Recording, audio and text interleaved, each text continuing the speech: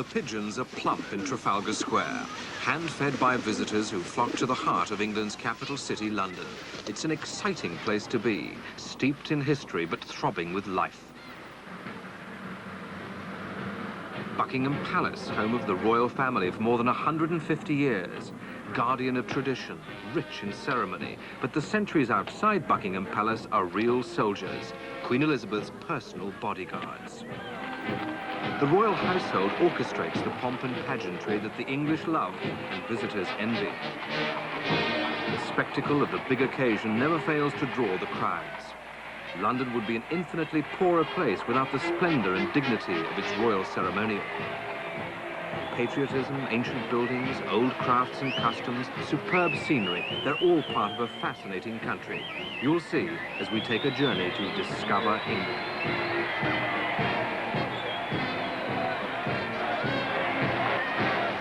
The English need no excuse to hold a ceremony. It's part of the fabric and ritual of London life. For sheer colour and majesty, nobody does it better. Even the police, the celebrated British bobbies, enter the carnival spirit. No English pageant is complete without the blues and royal, the household cavalry. There's something about the glinting breastplates and helmets, the creak and jingle of harness, the movement of the proud horses that stirs the emotions. Scenes such as these are as popular as they were generations ago.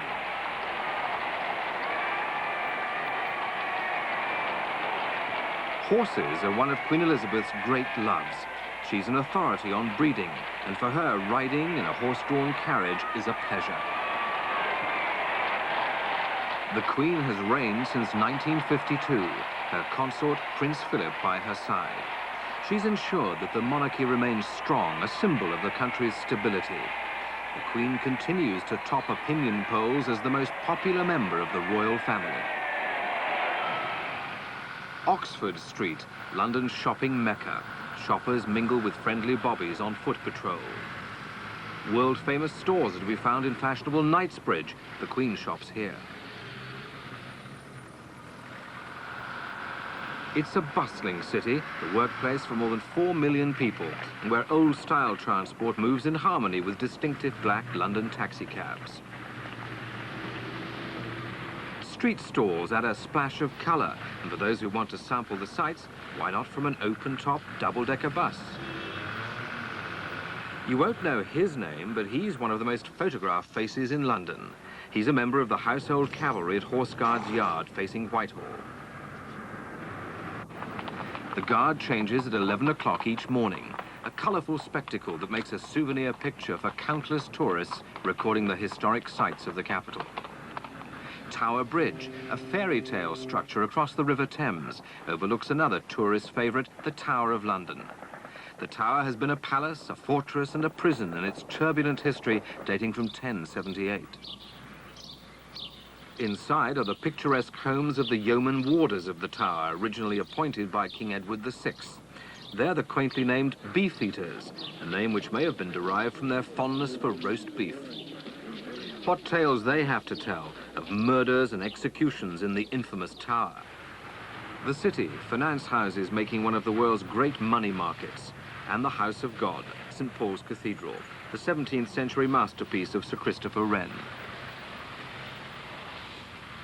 Everyday life in London is a rich tapestry. The pavement cafes, the pubs serving traditional beers, Covent Garden, once a famous fruit and vegetable market, now a setting for street theatre. They all bring pleasure, laughter and relaxation to the streets of London town. From the capital city, let's go to a faraway corner of southwest England, the wild, rugged coast of Tintagel in Cornwall. This is Camelot country, where legend has it King Arthur was born. The ruins of the 12th century castle enhance the spectacular scenery. England enjoys a coastline of infinite variety. This is Port Isaac, perched on a cliff top, a fishing village that has earned a living from the sea for centuries. The little harbour with its boats nestles at the foot of sharp slopes leading to cosy Cornish cottages. The salty tang of shellfish is in the air. It's a place where seafarers feel comfortable. The coast is Cornwall's glory, but stormy seas are no respecter of persons, be they sailors or smugglers. Till the 19th century, smuggling and fishing were Polperro's main sources of income. The little fishing harbour makes Polperro one of England's most memorable villages. It's long been a powerful magnet for tourists who like the old-world atmosphere and the fishermen's pubs where stories are told of shipwrecks and heroic deeds in times of tempest. In neighbouring Devon is Clovelly's 14th century harbour. Time stands still in this picture postcard village with its cobbled main street. Whitewashed cottages, bright with flowers, seem to tumble over one another on the steep path to the sea. In Devon's lush green countryside, the pace of life is slower than in the towns. The people who live here have time to pause and reflect, and they're all the better for it.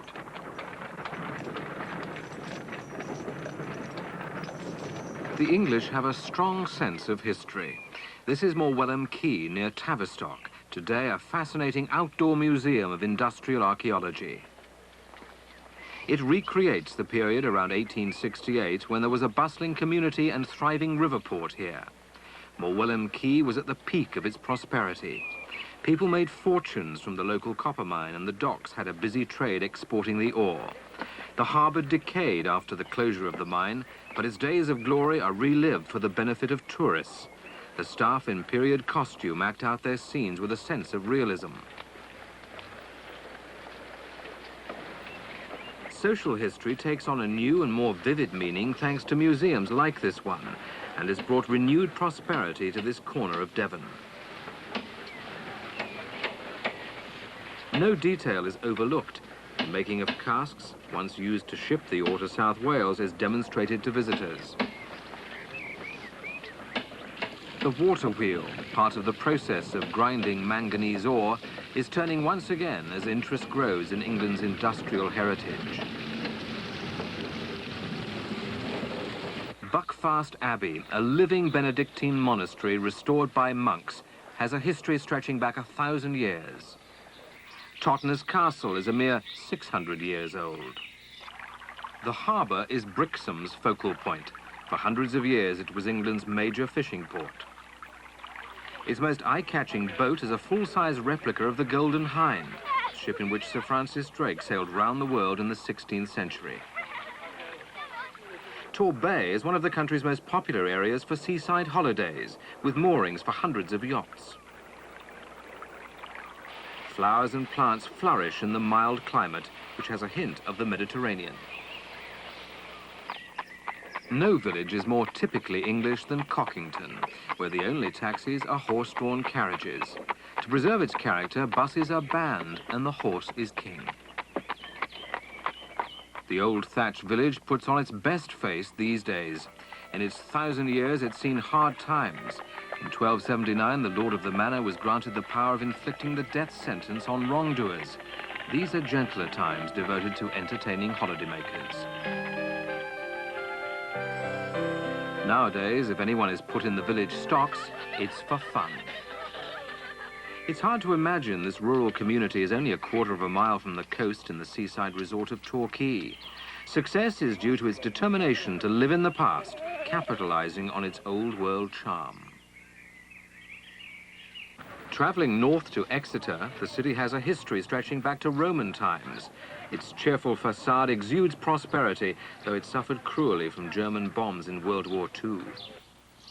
Exeter Cathedral, with its Norman towers, is the most notable legacy of the past. And today it's a city that still takes pride in its appearance, with a maritime museum bringing new vigor to the waterfront.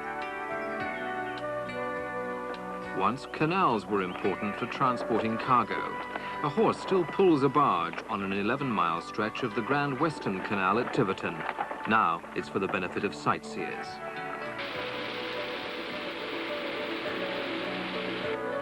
Moving to the county of Somerset, the variety of the scenery casts its spell. Cheddar Gorge is among the most dramatic. The famous limestone cliffs tower 380 feet above the winding road. The cliffs are made up of marine life that died millions of years ago. The gorge formed, it's thought, by a melting ice cap during the Ice Age. The result, quite a spectacle for the motorist. Not far away, the oldest complete street in Europe. The houses in Wells were built in 1360. The city's swans are almost as famous. The moat was dug by a bishop for his protection after a quarrel.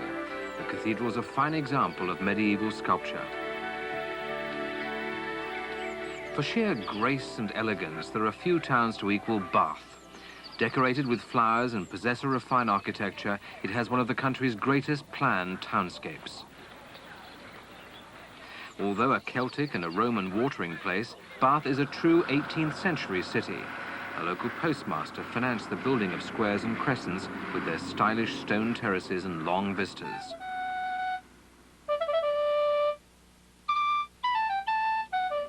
In the Pump Room, visitors gathered to taste the waters in England's most fashionable spa town. From Roman days, Bath was noted for its local warm springs. The Roman baths were lost to view for centuries. The Great Bath was only rediscovered in 1878. Set on the River Avon, Bath uses its water to good effect. Dancing fountains add to the splendor of the street scene, which is also brightened by the city's renowned floral displays. In the adjoining county of Wiltshire is Avebury, where strange stones point heavenwards. These are prehistoric monuments, and this small village has more than any other in the country. The stones date from the 2nd millennium BC. Visitors wander around the village, no doubt pondering the religious significance of the hallowed stones.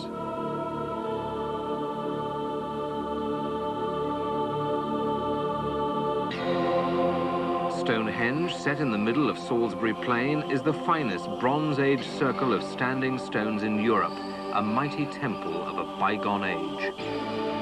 Imagine the immense task of erecting these massive stones as a ritual monument, a stone circle probably linked to important events such as the summer solstice. Breathtaking in a different way is the 11th century Arundel Castle in Sussex, ancestral home of the Dukes of Norfolk. The great castle remains an architectural treasure. Tunbridge Wells, in the nearby county of Kent, is one of those graceful, spacious towns which raised the quality of English life. It became popular in the 17th century when its spas matched continental resorts. Its spring waters had the reputation of curing all manner of ailments. Spa therapy became a thriving industry. The prosperity of Tunbridge Wells was assured. In England's green and pleasant land stands Buckingham Castle, built in the 14th century against the threat of French invasion. The neighbouring towns of Rye and Winchelsea had been attacked, but Buckingham never was besieged, so it survived practically unchanged, a textbook castle. The story of Leeds Castle near Maidstone repeats the history of England itself. Romantic, eventful, sensational. On an island in a lake, it's called the loveliest castle in the world.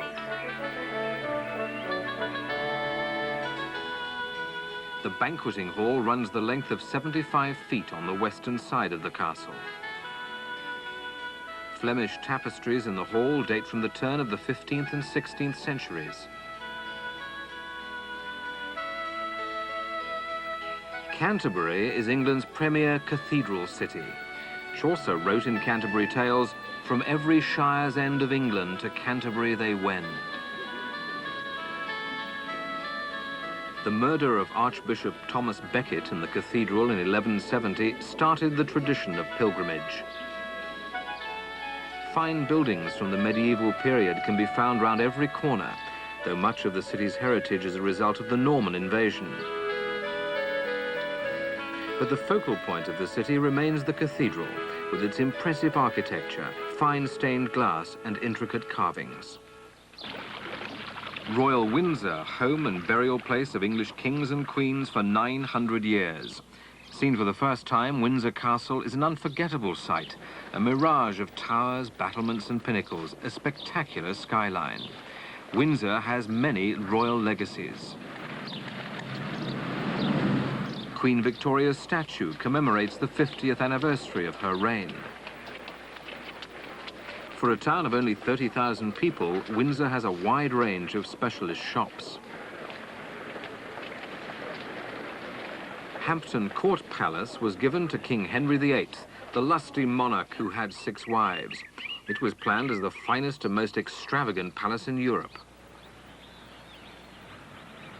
For centuries, Oxford has been famous as a seat of learning. It ranks in importance with Athens, Rome and Paris. Yet it's more than a university town and architectural showpiece. It's also a commercial and industrial city, a combination that makes it one of the most fascinating places in the world.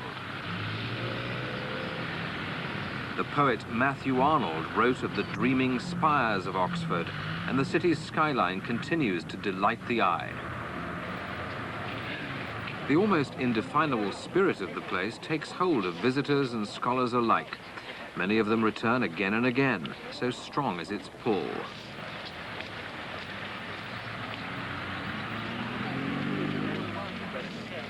The Sheldonian Theater was designed by Christopher Wren. It was his first large-scale work and was opened with great pomp in 1669. The end of the 12th century saw the real beginning of the university. Since then, it's had influence on culture, education, science, and politics everywhere.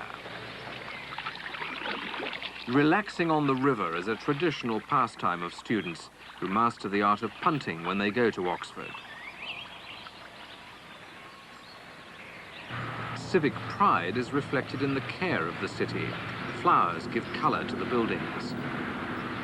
From an open-top bus, visitors can enjoy the recently restored stonework of colleges and university buildings, resulting in a honey-coloured facade. Oxford isn't just a shrine to the past, it's an academic powerhouse. Its historic buildings are the homes of some of the world's finest brains. The scholarly atmosphere of the magnificent colleges and the time-honoured tradition are an intrinsic part of the city's charm.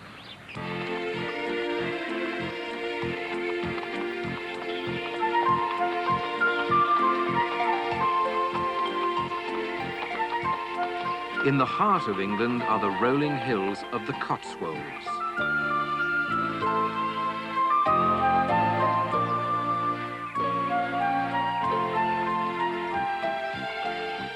This haven of peace is an area of outstanding natural beauty. Houses built of stone quarried locally add to the character. From the hills beyond to small towns like Burford, a delightful spot which has preserved the best of the past for the pleasure of today's visitors. The stocks where offenders sat in shame are still preserved in some villages.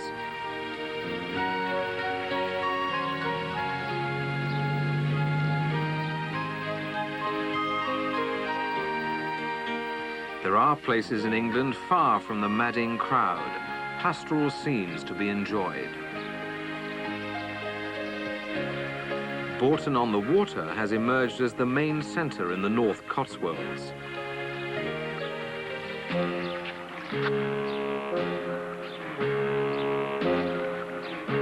And this is the village in miniature, an exact replica of Borton, which was opened in 1937 to mark the coronation of King George VI. The model village was 5 years in the making, 12 months to measure its 46 houses and another 4 years to build them to scale. It was done as a hobby. Now it's a major local attraction.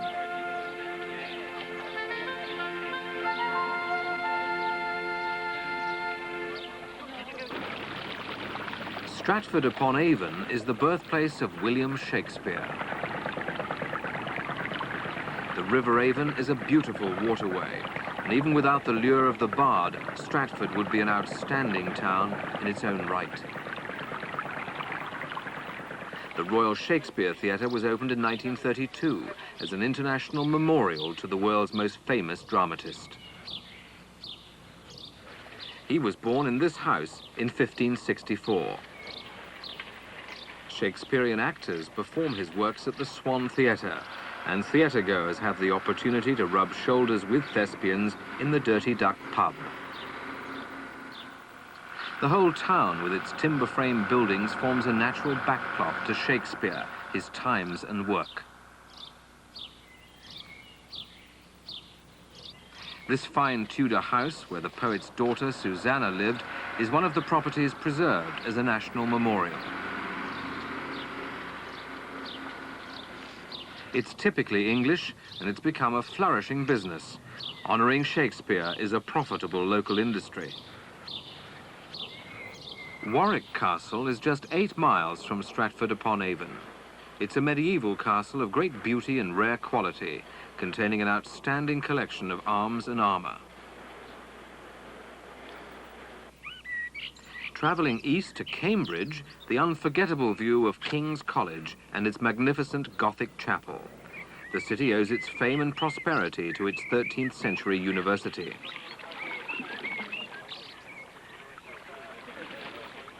The River Cam winds its elegant way through the heart of Cambridge. Boating is a tradition that has thrived for hundreds of years.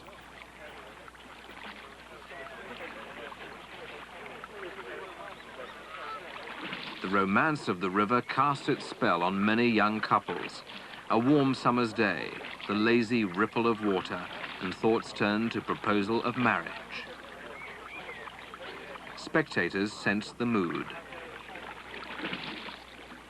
The tranquility of the waterway contrasts with the bustle of the streets. Cambridge attracts 4 million visitors a year from all over the world. A city for all seasons and all sorts of people. Cambridge's splendour comes from the architectural magnificence of its university buildings. And the colleges, more than 30 of them, have an enviable reputation for intellectual achievement. Sightseers pass St. John's College, its fine entrance guaranteed to draw admiring glances. The gate tower of red brick, dressed with stone, is superbly decorated. Once a centre of learning only for the rich and the privileged, now it's open to all who can pass the examinations. Not far away is the city of Ely. Its skyline is dominated by its cathedral dating from 1083. The cathedral in the centre of a fertile farming area is being fully restored. Aldborough on the Suffolk coast has been a fishing port since the Middle Ages, withstanding the onslaught of the sea that has swept away some houses. It's also the home of a music festival founded by composer Benjamin Britten. Southwold is a stylish seaside resort with 6 cannons on the town green. In the 17th century, the town needed protection from the French. Today, its lighthouse and Georgian houses delight visitors. Moving inland, Woodbridge is an attractive town going back to Saxon times. Its old town pump is a pleasing relic of the past. Nearby, Orford Castle was built by King Henry II in 1165 to control the prosperous and independent-spirited East Anglians. But Orford went into decline. Nowadays, the cannon's firepower isn't needed, though young children sometimes find other uses for the sturdy old gun. Framingham Castle, another 12th century attraction in Suffolk. Flatford Mill, immortalised by the artist John Constable, who painted here. Windmills grace the landscape. Suffolk is a county of stunning old houses, sleepy villages, and places of character that please the eye.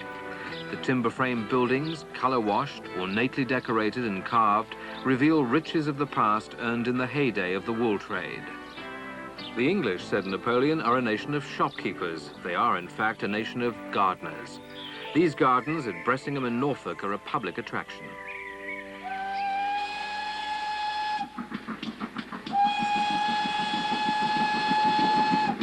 The owner, Alan Bloom, is also a steam locomotive enthusiast and runs his own museum.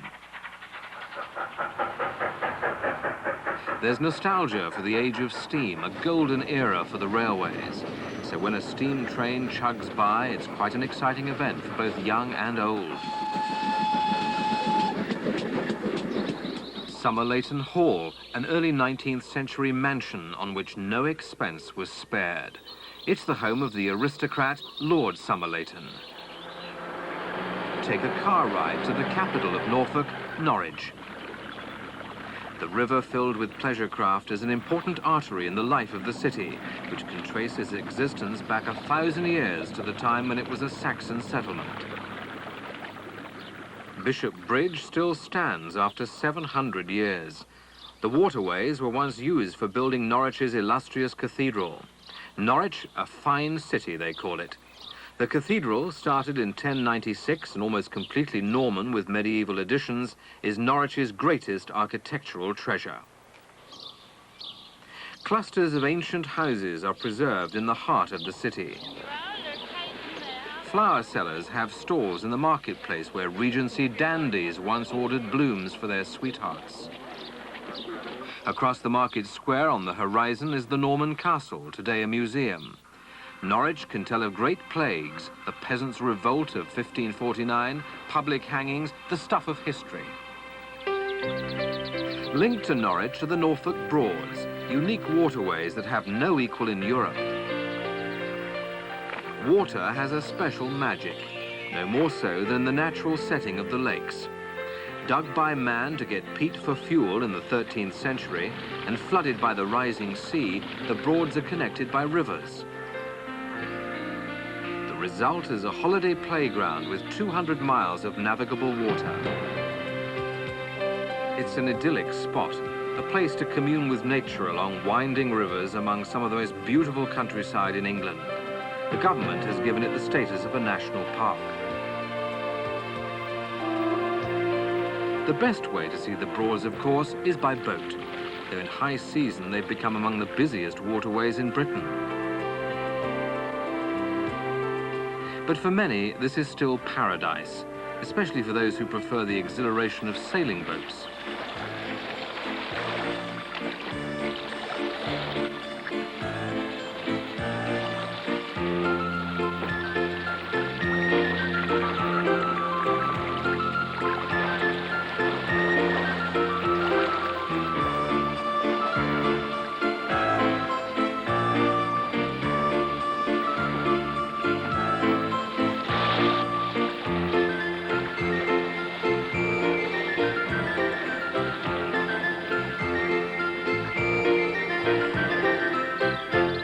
The Broads are the home of that most ancient of country industries, thatching.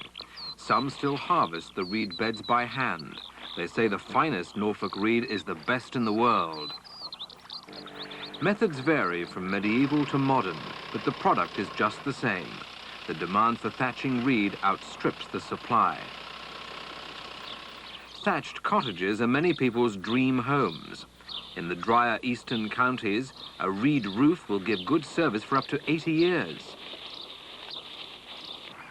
The North Norfolk coast is the haunt of sailors, fishermen and bird watchers. Blakeney, with its attractive harbour, has become a fashionable holiday village. Its cottages, built of rounded flintstones, add to the scenic quality of the heritage coastline. Wells next the sea, with its narrow streets to the harbour, also has a salty nautical flavour. Tucked away in the countryside are little crafts centres and antique shops to interest collectors during the summer season. The buildings and barns of this part of Norfolk are being preserved with loving care. Some are converted into shops and homes. Holt, a busy little inland town, has kept the traditional look of the area. Admiral Lord Nelson was born nearby at Burnham Thorpe. He remains a hero in the village where his father was rector. In coastal pubs, people still gather to sing seafaring songs. The fish of the sea, come all you young sailormen, listen to me. In this windy old weather, stormy old weather, and when the wind blows, we'll all pull together.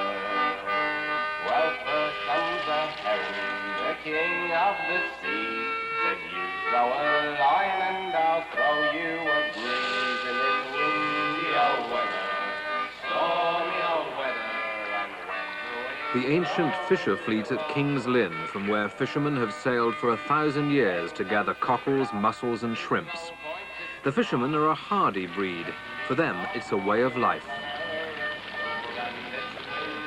old weather, stormy old weather, and when the wind blows, we'll all pull together. And then comes the whale, he's the biggest of all.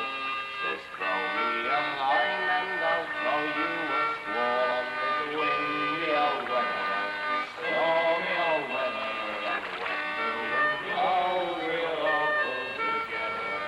This windy old weather, stormy old weather.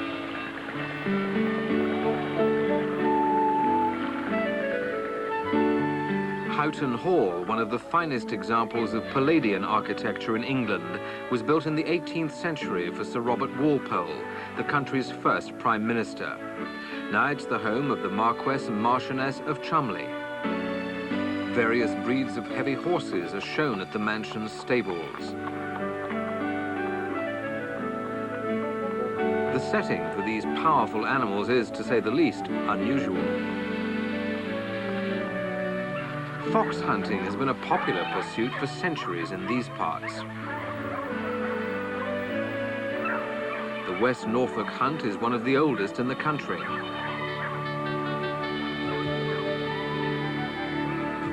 Holcomb Hall, another Palladian mansion in the grand manner, is the Norfolk home of the Earls of Leicester. The Marble Hall is Holcomb's most famous feature.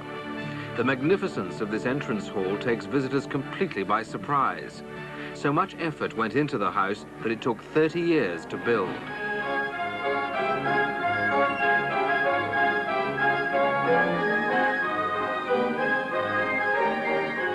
The carved facade of the Merengue organ, one of a number that entertain visitors at Thursford Organ Museum.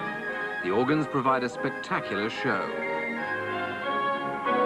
The museum's founder, George Cushing, also has a fine collection of steam traction engines. He's received an award from the Queen for his work in preserving relics of the steam age. There's no doubt about it, for George, it's been a labour of love. Lavender, which dates from Roman times, is the district's most colourful crop. Its oil is used in perfumes. The east of England is a rich farming area, and the fruits of the fields are abundant.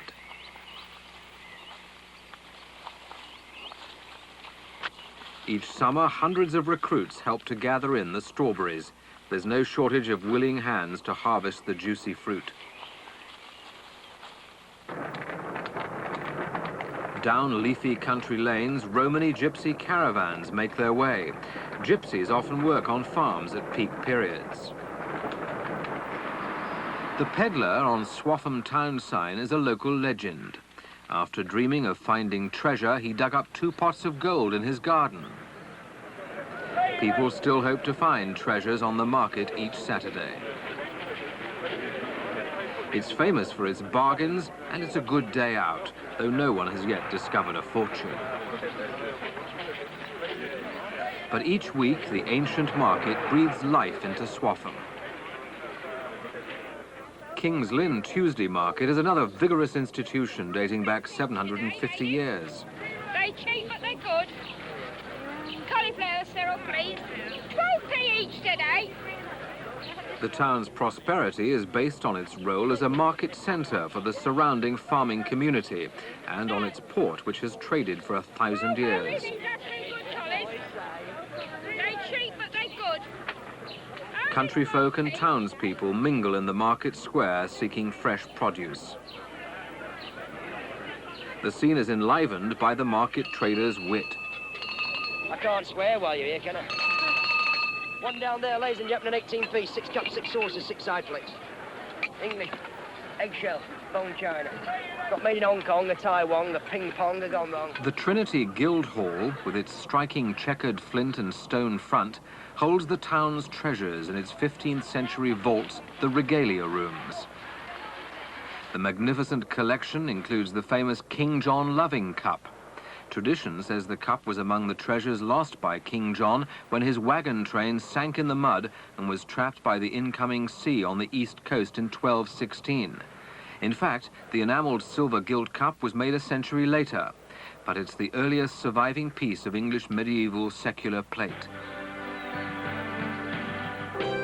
Nearby is the Sandringham Royal Estate, the Queen's private country home. The wrought iron gates were made in 1862 for the Great Exhibition in London, and then given as a wedding present to the Prince of Wales, who became King Edward VII. Dear old Sandringham, the place I love more than anywhere else in the world, wrote King George V. The present Queen shares her grandfather's affection for this lovely country retreat, a pretty corner of England embracing 7 peaceful villages. The parish church of St. Mary Magdalene has a wealth of glowing colours. Much of the rich decoration is in memory of King Edward VII. The solid silver altar and reredos were presented by Queen Alexandra in 1911 by an American friend, Rodman Wanamaker.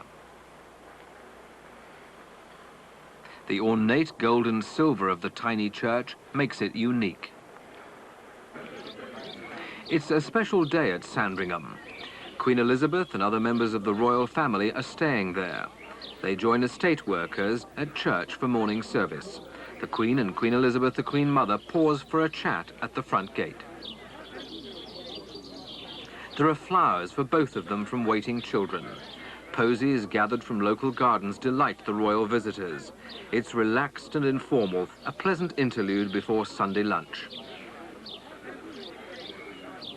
Prince Charles and Princess Anne wait patiently as the seemingly endless stream of well-wishers hand over their bunches of flowers. The royal family take the time to have a word with handicapped visitors from a nearby holiday hotel for the disabled. Princess Anne hopes they're not too cold on the chilly winter day. The Queen has a laugh and a joke. For the wheelchair visitors, it's an unforgettable occasion. The Queen Mother brightens their day with a few cheerful words before waving them goodbye. Travelling westward, this is King John's treasure chest that he left at Rockingham Castle. Other royal relics include Queen Elizabeth I's charter and Great Seal, granting the right to hold a market. Rockingham in Northamptonshire was built for William the Conqueror. In 1530, Henry VIII gave it to Edward Watson, and the Watson family still lives here. The author Charles Dickens produced and acted in plays at the castle. High on a hill over the Vale of Belvoir in Leicestershire is Belvoir Castle, which is associated with many of the bloodier episodes in English history. The Wars of the Roses, a plot to kill Queen Elizabeth I, and a 4-month siege during the Civil War. The present castle was built in 1816, though there's been one on this site since the 11th century. Belvoir, the home of the 10th Duke and Duchess of Rutland, has provided a magnificent location for such films as Young Sherlock Holmes and Little Lord Fauntleroy. The picture gallery has many fine paintings. King Henry VIII, captured with all his weight and majesty by Holbein, is one of the best portraits. His reign of nearly 30 years was a memorable period in English history. Perhaps the grandest room in the castle is Elizabeth's saloon, with its superbly painted ceiling. The decoration is breathtaking. Figures of Jupiter, Juno, and Mercury fight their mythological battles watched by Venus and Cupid. A spectacular ceiling in a castle that owes much to the inspiration of Elizabeth, 5th Duchess of Rutland. Indeed, a house of riches. The silver punch bowl weighs nearly 2,000 ounces. The lush green countryside of Nottinghamshire, the epitome of England. It's the home of the legendary Robin Hood, who robbed the rich barons of the 13th century to give to the poor.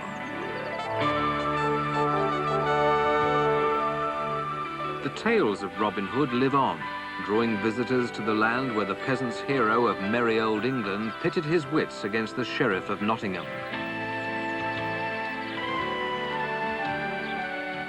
Secluded villages and Nottinghamshire's strong sense of rural history contrast with its reputation as an industrial heartland. But its rolling landscape and rich folklore, its myths and fables, are among the very best in the country.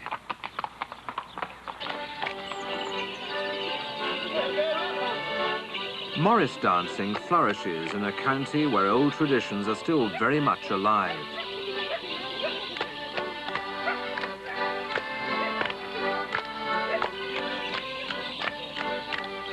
Celebration of spring and the new growing season is marked by the crowning of the May Queen.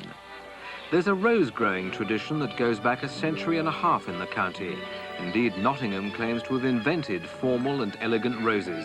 These beautiful blooms are sought after all over the world. But it's this colourful character who's to be found everywhere.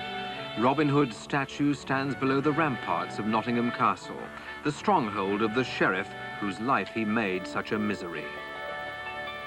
The man who used his bow and arrow to such good effect won't ever be forgotten. Sherwood Forest, where Robin Hood and his merry men took refuge, is now a visitor's centre. The massive major oak, 1,000 years old, would have made a perfect hiding place.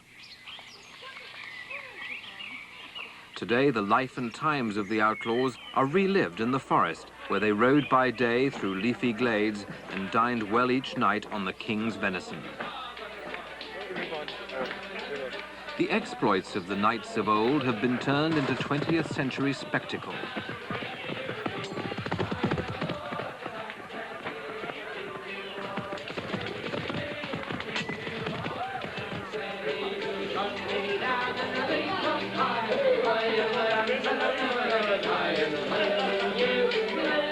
A modern medieval banquet offers all the fun and joviality of Robin Hood's time with rather better food and drink. It's a much more civilized existence these days for those who fancy the role of Little John or his companions Will Scarlet and Maid Marian. Things weren't so rosy for the 6th Lord Byron, destined to become one of England's greatest poets. When he inherited Newstead Abbey in 1798, he was 10 years old and the abbey was derelict. Visitors to the park can well understand why Byron, though poverty-stricken, so loved the place. But he was forced to sell the house in 1817. Restored to its former glory, it contains relics of Byron's day. Literary pilgrims come from all over the world to see the county where he grew up and his beloved abbey. Another literary giant, D.H. Lawrence, was born in far more humble circumstances in the coal mining village of Eastwood in 1885. Now the village's most famous son, at one time Lawrence's novel Lady Chatterley's Lover brought him notoriety. At the local churchyard, the family's memorial records sadly that the great man lies elsewhere. Lawrence died in 1930 in the south of France. Though his body was buried at Vence, his spirit belongs to Eastwood. The countryside immortalized by Lawrence is full of surprising touches. The small town of Southwell, dreaming in peaceful seclusion, has its secrets. First grown here, the famous Bramley apple. But Southwell Minster, called the Unknown Cathedral, is its greatest glory.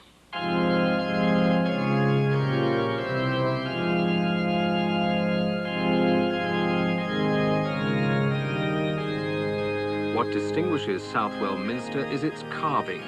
In the octagonal chapter house, stonemasons created one of the wonders of Britain. The foliage and animals are a fine example of the carver's art. After 700 years, the intricate figures etched in stone are lasting testimony to the mason's skills. The old pagan custom of well dressing is still observed in some English shires. Each Ascension Day, the wells are decorated with pictures made of flower petals. In well-drained limestone areas, drought was always a threat in summer, so the water spirits had to be appeased. What better way of keeping the spirits in good humor than offering pictures as pretty as this? Today, they still add to the color of country life. Religious history was made in Nottingham, birthplace of William Booth, who founded the Salvation Army. The terraced home of the fiery, passionate preacher is now open to the public. Nottinghamshire has other claims to fame. The lace industry helped to establish the foundations of the county's prosperity. It began and still continues with handmade lace. Delicate movements of the lace maker's fingers, shifting bobbins in time-honored patterns, produce the highest quality of Nottinghamshire lace. But the ingenuity of engineers found a way to make lace with an iron machine driven by steam.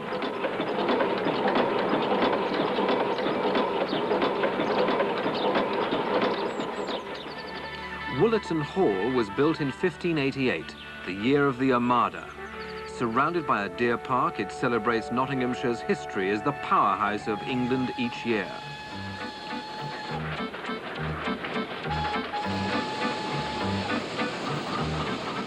The engines are retired now, but they can still illustrate the skills of the Victorian pioneers.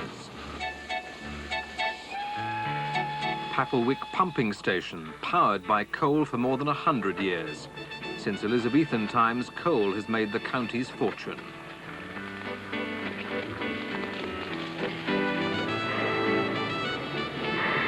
The pumping station was built to boost Nottingham's pioneering water supply, England's first high-pressure system, preventing contamination from getting into the water mains.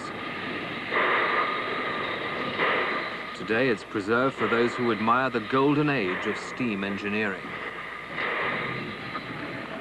And the old machinery is still turning at North Leverton Windmill, grinding corn for local farmers. Flour has been produced since the mill was built in 1813. The sails sweep the sky thanks to supporters who restored the mill.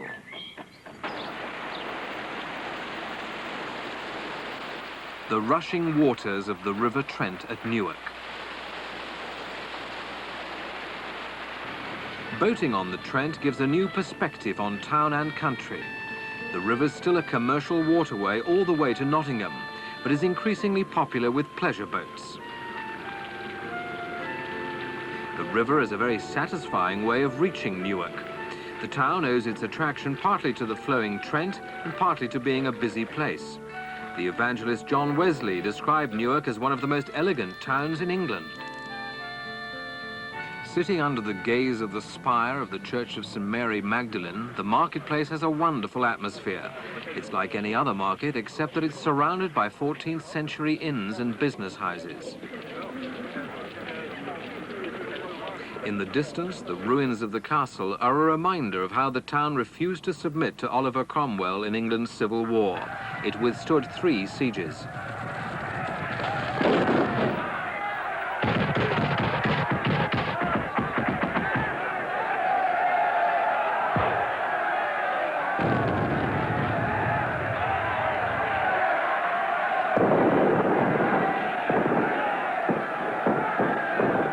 In 1643, Cromwell's men attacked Newark, loyal to the crown, with a force of Scots and English troops.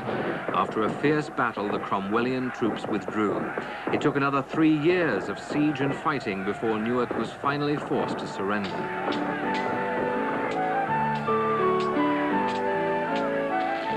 From the battlefield to the tranquility of Alton Towers in North Staffordshire.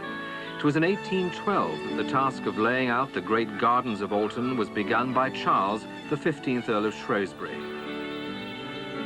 Lords and ladies came to see the gardens, which to this day are claimed to be the most magnificent in the British Isles. Set in the beauty of yesteryear, Alton Towers today operates as a leisure park.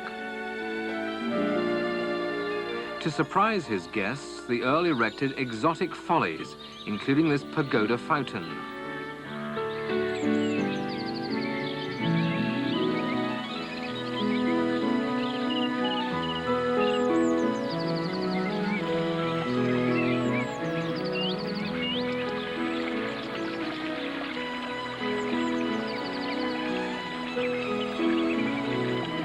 The Derbyshire Dales, a place that people turn to for inspiration and recreation, an area of soft, sylvan beauty. Here at Cromford, Sir Richard Arkwright conceived ideas that were to lead to the Industrial Revolution. He needed transportation from his mills to the sea. His solution was the Cromford Canal. But canals in hilly districts have water problems, so at Leeward he built a pumping station in grand style. It lay idle and derelict for 40 years till a group of enthusiasts restored it. The work took 8 years. Now the engine runs as smoothly as it ever did. The 33-foot beam can lift 4 tons of water 7 times a minute, feeding the canal from the River Derwent.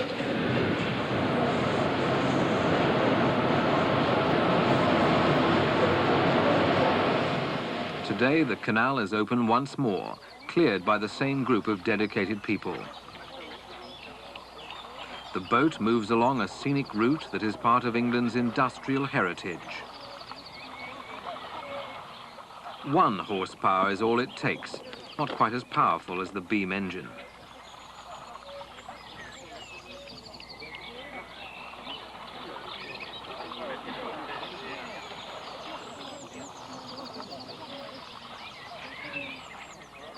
Nostalgic rides of a different kind are provided at the National Tramway Museum at Cryche. At the Victorian tram shelter, passengers don't have to wait long. Trams run every 10 minutes. The museum has 35 vehicles dating back to 1873. The rugged grandeur of the Derbyshire Dales lifts the spirits. The wild remoteness spells freedom. This is a place of peace and solitude, with only grazing sheep to disturb the silence. Walkers tread a pathway through the heather, exploring vast open stretches of unspoiled countryside.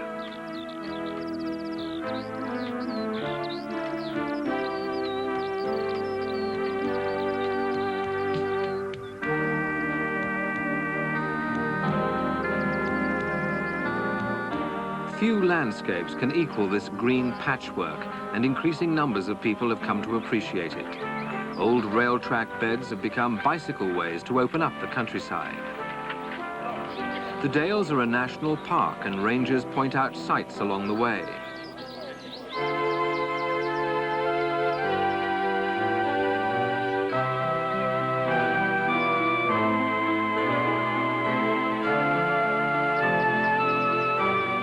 Viaducts are reminders of the railway age, spanning valleys where beauty sums up the magnificence of the Dales.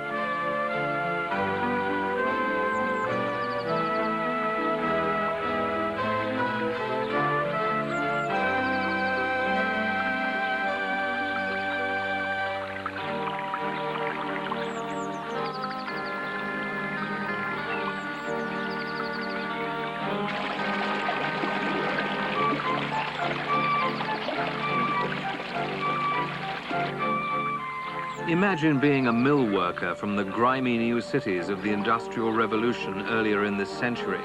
Picture yourself waiting for a rare and longed-for holiday here.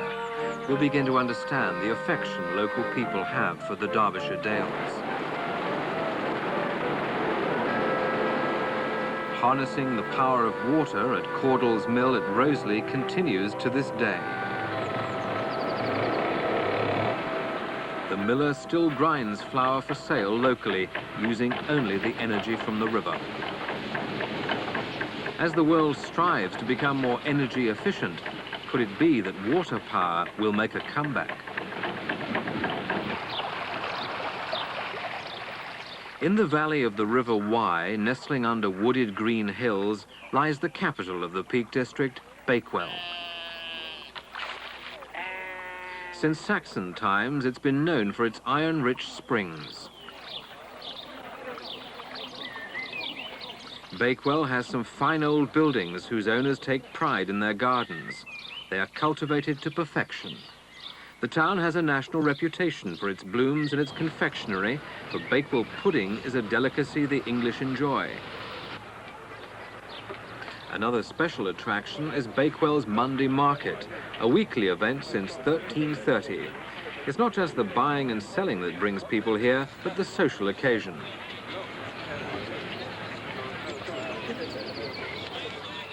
Nearby Houghton Hall was built 600 years ago, the most complete medieval and manorial home in England. The glorious gardens have spilled over to the house. The original banqueting hall is still intact. Deserving of its name is the Long Gallery, stretching 110 feet. The chapel's beamed roof was renewed in 1624.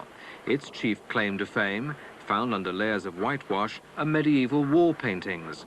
In one, St. Christopher carries the infant child, a little faded, but as lively as the day it was created. A few miles to the south is Winster village, with its sturdy ancient market hall. It's preserved by the National Trust. They've put it to use as an information centre.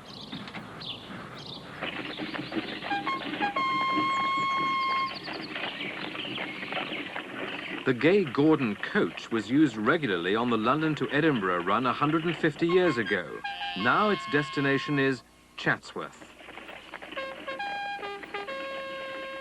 Set on the banks of the River Derwent in the Peak District National Park, there is nowhere quite like Chatsworth. Its grounds, with rolling parklands and views across the surrounding countryside, were laid out by that landscape genius, Capability Brown.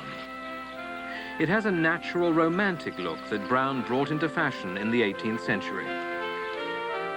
The house, the home of the Duke and Duchess of Devonshire, grew from small beginnings in 1552, but most of what we see today was the work of the first Duke in the late 17th century, though this, the Oak Room, was a later addition.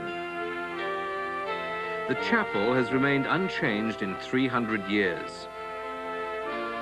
The state dining room ceiling was painted by Antonio Verrio, a grand room designed for display rather than for living in. The ceiling and carved woodwork make a rich background for the furniture and paintings, a room intended to receive kings and queens. The library is part of a burst of building in 1830, but the ceiling of gilded stucco by Edward Goodge, with paintings by Verrio, survives from the first Duke of Devonshire's period, crowning a superb library that contains over 17,000 volumes. Another product of the expansion of 1830 was the great dining room. The first dinner given was for Princess Victoria, then 13 years old. It was the first time she'd eaten with grown-ups. The 6th Duke said that the curved ceiling made him feel as if he were eating in a great trunk. The Sculpture Gallery holds a valuable collection of 19th century stone and sculpted figures, a passion of the 6th Duke. This is the Chatsworth Taza, the largest ornamental vase ever made from the local stone called Derbyshire Blue John. The stone's been known for centuries. There are even Blue John vases in the ruins of Pompeii. Working the stone is a great art, requiring patience above all else. In its original state, it has a different kind of beauty. 19th century mining equipment is on display, but it's the rare and splendid Blue John stone caverns themselves that are a source of wonder.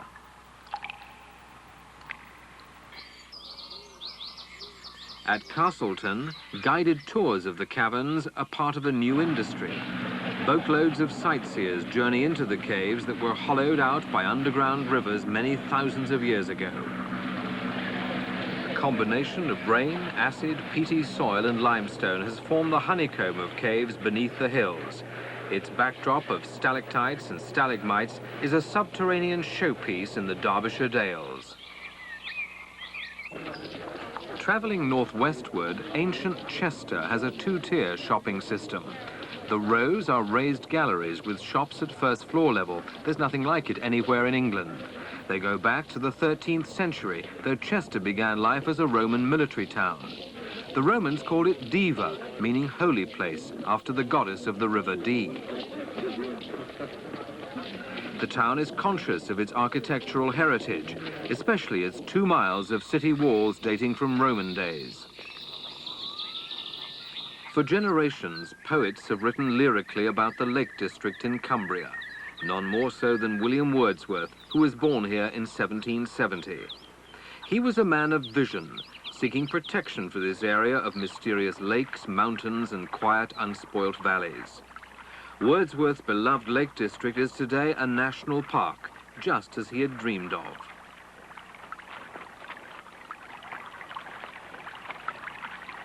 Streams are made for poets. Rocks are for adventurers. Many people are willing to accept the challenge. Rock climbing is an increasingly popular pastime, and this rugged spot is an ideal place to learn the ropes.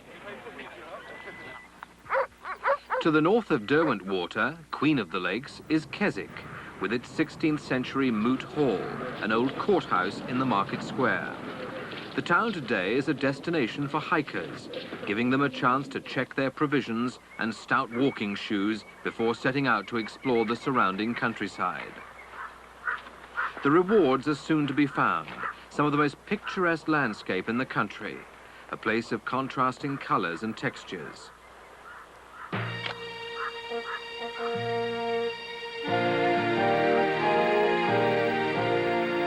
But it's from the crowning glory of the peaks that the sheer beauty of this region unfolds.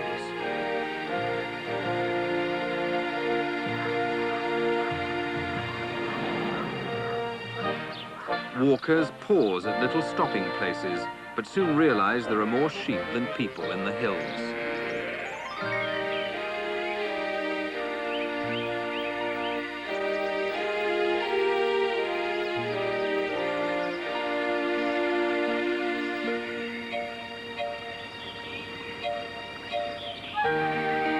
The lakes mirror the changes of the seasons, from sunlight to shade, providing peace and solitude.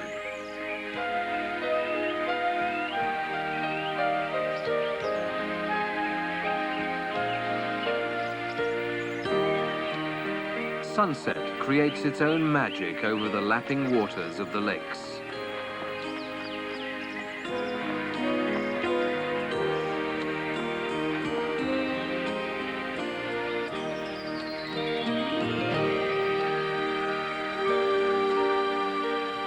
A rainbow stretches over the water. No wonder Wordsworth called it the loveliest spot that man hath ever known. Kendal, situated in the valley of the River Kent, is today, as it was in Wordsworth's time, the principal market town and gateway to the southern Lake District. It's a fine-looking town, once with a woolen industry set up by Flemish weavers that gave it the motto, "Wool is my bread." For 140 years, cruising has been the classic way to see Lake Windermere. It's the largest and best known of all English lakes, extending more than 10 miles almost to the sea. The Lake District was discovered by early travellers 200 years ago. The first steamboat arrived in 1845. There have been pleasure boats ever since. On a sunny day, what better way to relax? Windermere's scenic qualities and natural setting are its main attraction. But some prefer more vigorous sporting pursuits.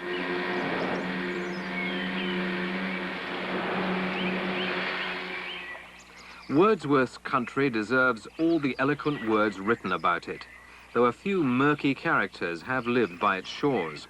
200 years ago, rum and slaves were smuggled into the country by a local titled gentleman. Today, the district owes its success to its lakes, not illicit liquor.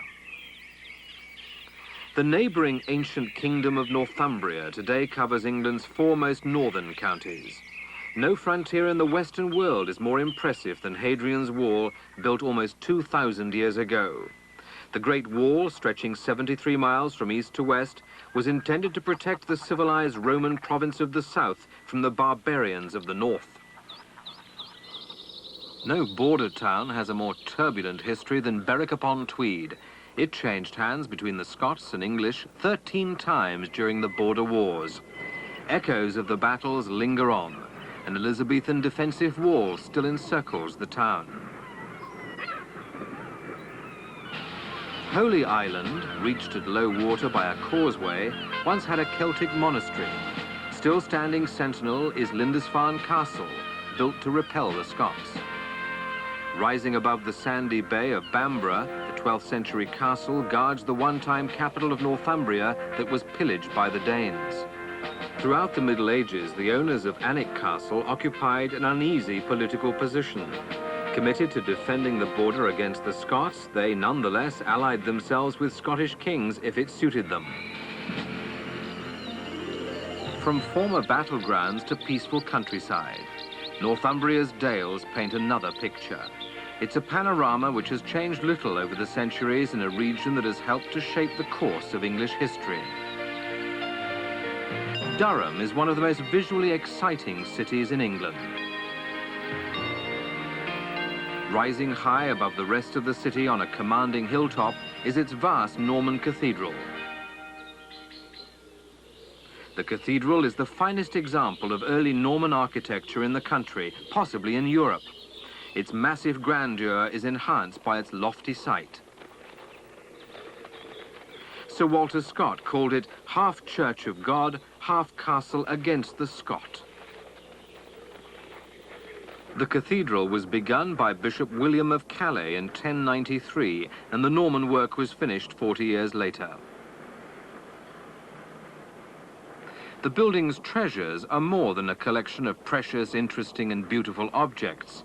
They give an insight into the beliefs and lives of the people of Durham in their worship over 900 years. A splendidly situated city, Durham's rocky outcrop, washed on three sides by the River Wear, was from the earliest times a secure fortress against invading Scots and Danes. Today, the river serves as a scenic and recreational amenity. Durham is full of pleasing streets and buildings, a mixture that has evolved over the centuries in a city that grew up in the shelter of the towering cathedral. The combination of new and old works well. Well-preserved houses, cobbled streets and civic pride add to the character of Durham. The city's prince bishops, who were lay rulers as well as religious leaders, occupied the castle for nearly 800 years. The bishops ruled Durham as a city-state with unique powers until 1836. Durham could have its own army, nobility, coinage and courts. The Bose Museum near Barnard Castle houses art of national importance, none more intriguing than its silver swan. The river is made of revolving glass rods from which the mechanical swan plucks a fish.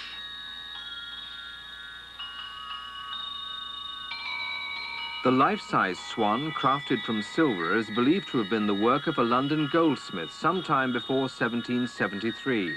It performs twice a day at the museum.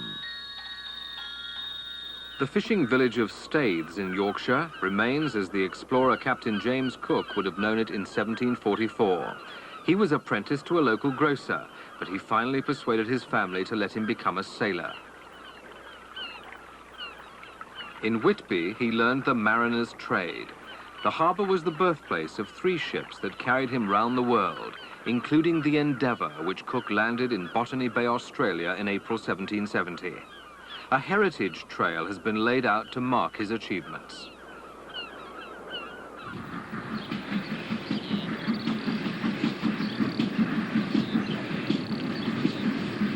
The Worth Valley leads us into Bronte country, inspiration for novels such as Wuthering Heights, a pinnacle of romanticism in fiction. The 3 Bronte sisters, Charlotte, Emily and Anne, brought fame to this corner of Yorkshire, an area known for its handloom weaving industry. Mile after mile of awe-inspiring emptiness. But beyond, on the edge of the Pennine Moors, the Brontes came to the village of Haworth in the last century to lift it from obscurity. Within a few decades, the Brontes' priceless legacy of novels, poems and short stories turned it into a major centre for literary pilgrimage. Today, thousands visit the village that so influenced the family's life and works. The Black Bull was the drinking haunt of Branwell, the novelist's brother. The Bronte Museum, furnished with many family relics, is in the old parsonage where the family lived from 1820. The sisters' father, the Reverend Patrick Bronte, was the minister at Haworth, where most of the family are buried in a vault beneath the church. The spirit of the Brontes lives on, and few can leave Haworth and the surrounding countryside without sensing it. Castle Howard in Yorkshire is a stately home on such a scale that critics have said, "'Tis very grand and very fine, but where do ye eat and where do ye dine?" Grandeur comes before comfort, but it's an 18th century palace that graces the landscape. The dome's original decoration by Pellegrini, destroyed by fire, was recreated by the Canadian artist Scott Mead. The history of York, said King George VI, is the history of England. Few would disagree. The Romans built their fortress by the River Ouse, and their influence is felt to the present day in a city that has emerged as one of the finest in Europe. The walls, originally built by the Romans, are the longest and best preserved in the country. Pierced by numerous towers and gates of many different periods, the defences span 20 centuries. Clifford's Tower was built toward the end of the 13th century on the site of a wooden castle that had been there since William the Conqueror's time. History is brought to light in so many ways in the city: the invasion of the Vikings, the grim siege and the Civil War. But no one was more merciless than William the Conqueror, who subdued rebellion by a policy of scorched earth and destruction, causing great poverty. York Minster, one of the marvels of Western architecture. People travel from all over the world to see England's largest Gothic church, restored in the 1980s after the roof collapsed in a disastrous fire. The 13th century cathedral has many glories. Its stained glass, one of its greatest treasures. It's a lasting monument to the craftsmen who built it 700 years ago. A walk in the narrow streets of York is like a quiet stroll through the Middle Ages, flanked by historic buildings.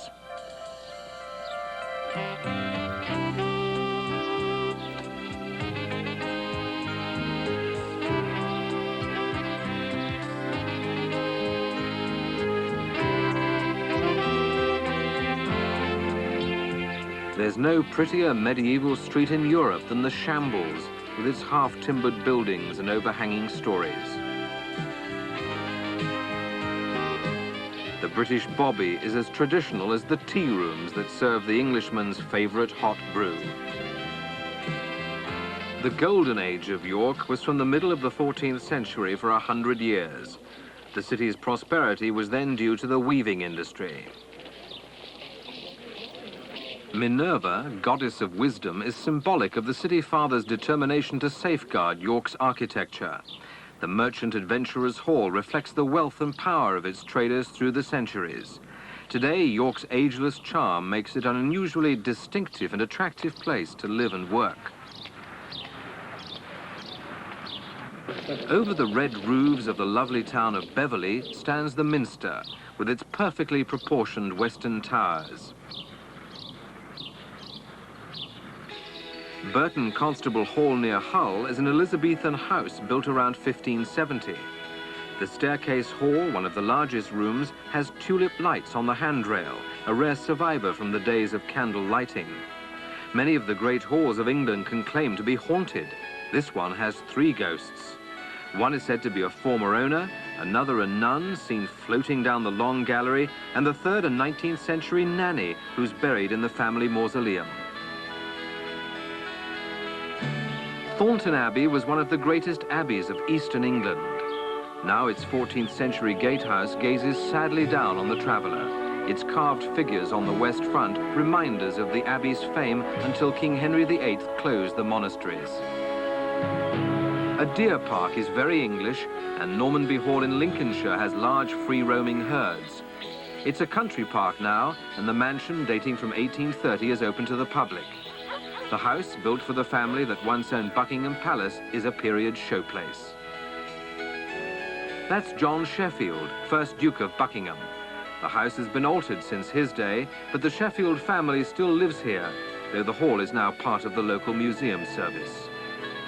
Everything is in early 19th century style, from the rich and often somber colours to the period furniture. Gainsborough Old Hall proves how well the wealthy lived 500 years ago. The vast kitchen is as it was in medieval times, with 2 huge fireplaces ready to roast a whole ox with the help of a system of pulleys and chains. There's even a ghost, the Lady in Grey, and the rafters are just as they were when they rang to the feasting of Richard III.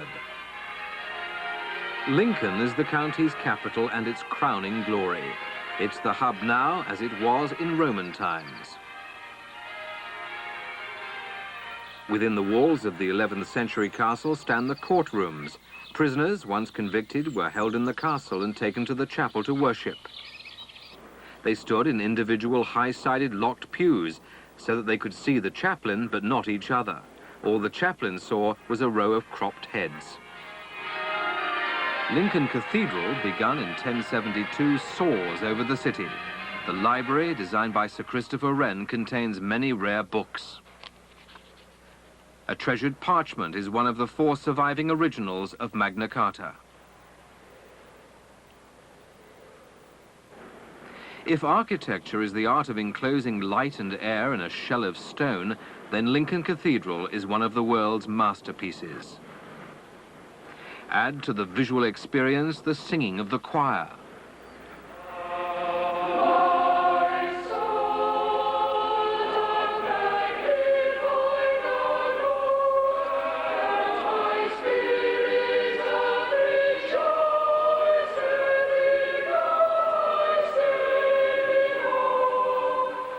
The music and the masonry are a fitting accompaniment to the splendor of the windows of England's 3rd largest cathedral. The round window, known as the Bishop's Eye, is a glorious patchwork of medieval glass fragments. Far above the floor of the angel choir, the famous Lincoln imp, the city's symbol, grins down from its lofty, majestic setting. The architecture of Lincoln spans 2,000 years, the good times and the bad times from the Romans to today. But the old buildings have been kept alive, in use, as functional now as when they were built. Shops selling antiques and souvenirs are found mainly in the historic streets that still retain their medieval character despite the influences of the changing centuries. Lincoln now reaps the benefit of preserving the best of the past with its old world appeal and atmosphere. The poet Alfred Lord Tennyson, one of Lincolnshire's famous sons, is commemorated in the city. His books and manuscripts are kept in a special library for scholars to study. The vast collection includes the manuscript of In Memoriam, the poem which made his reputation. Among the priceless relics are letters to and from Tennyson and his family, including one from Queen Victoria. A statue of Tennyson was erected by Lincoln in recognition of one of England's foremost poets. Tennyson was born in Somersby. The countryside around inspired his works. I turn to go, my feet are set, to leave the pleasant fields and farms. They mix in one another's arms to one pure image of regret. Boston Stump, it's called, the medieval lantern tower of St. Botolph's Church, a landmark seen from 20 miles away. Boston's a gracious town that gave its name to the city in Massachusetts after the Pilgrim Fathers sailed to the New World. The Guildhall was used to imprison pilgrims who'd separated from the Church of England. The cells still exist, illustrating the hardships faced by those brave pioneers. They finally made their escape in 1620 and sailed westward to freedom. The room where they were put on trial is now part of local history. So are the town's treasures, silver regalia collected over the centuries. It's a sparkling array of silver plate befitting a town that still places value on civic pride. Boston, steeped in antiquity, was, after all, England's premier port in the 13th century. Possibly the only circular cricket ground in England is at Belton House. The 17th century hall near Grantham is in the care of the National Trust. Doddington Hall, an Elizabethan mansion set in romantic gardens, has contents reflecting 400 years of unbroken occupation. Tattershall Castle was built in 1440 in the Lincolnshire Wolds. Today only the massive 5-storey keep remains on the skyline. The whole region expresses the respect for the past that is a hallmark of English country life, and it's in the middle of some of the loveliest landscapes you could ever wish to explore.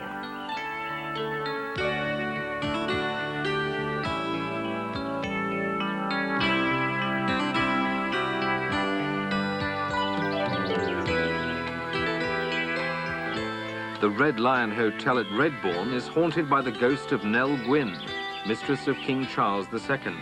Incorporated as an extra attraction is the old fire station. The fire has gone out in the village smithy too, but the stocks look as though they might still be in working order in the street.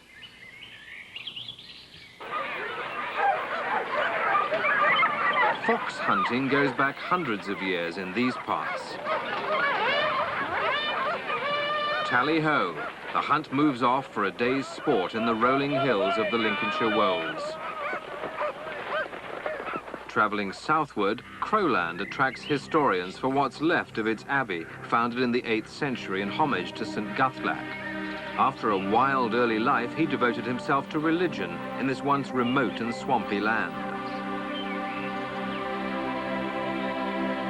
Crowland's triangular bridge has been called the greatest curiosity in Europe. Consisting of 3 14th century arches, the bridge originally spanned 3 streams. Stone quarried locally to build Stamford has made it one of England's most attractive towns and the first to be designated a conservation area.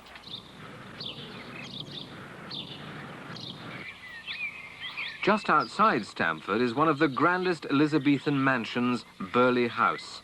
The house was built from local limestone by the first Lord Burghley.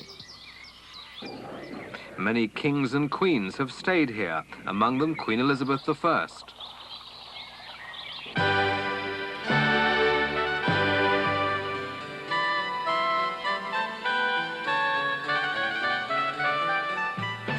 The Heaven Room, decorated with scenes from ancient mythology, is regarded as Verrio's greatest work.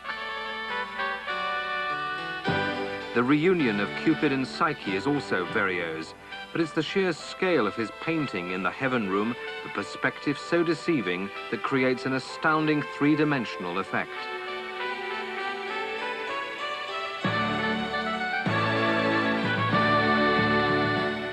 This ceiling greeted Queen Victoria and Prince Albert when they occupied the great staterooms at Burghley, and how lavishly they were entertained, judging from the kitchen's array of 260 copper utensils.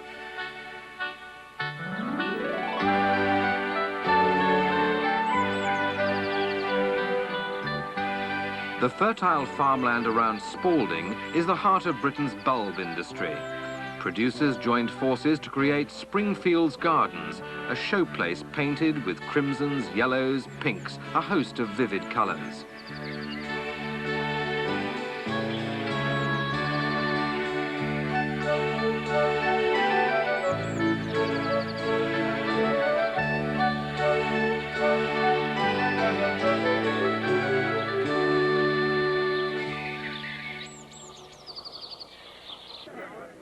Queen Elizabeth, the Queen Mother, visits Springfields to see a dazzling display of tulips. She's noted for her expert knowledge of gardening. What better way of picking up new ideas for her gardens at Clarence House in London and sharing the pleasure of the occasion with a crowd of admirers.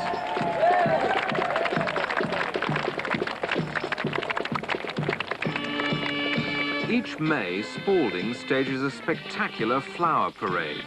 These colourful characters are decorated with millions of tulip heads that are a waste product of the bulb industry. The superb designs of the floats have made it an international event, a great day for the flower parade queen and for the tens of thousands who line the 5-mile route. 100 miles away in London, a crown of spring flowers from Lincolnshire heads for Buckingham Palace. It's a special day when children greet the Queen.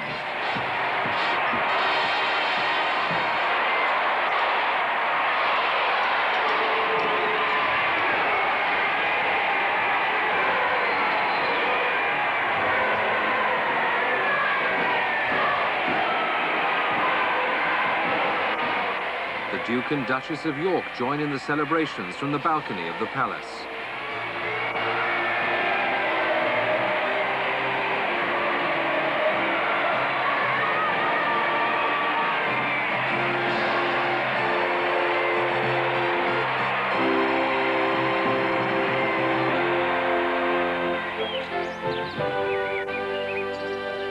The trees turn to gold as our journey ends in a country that draws strength from its deep roots, a nation proud of its rich heritage, its historic settings and ancient customs.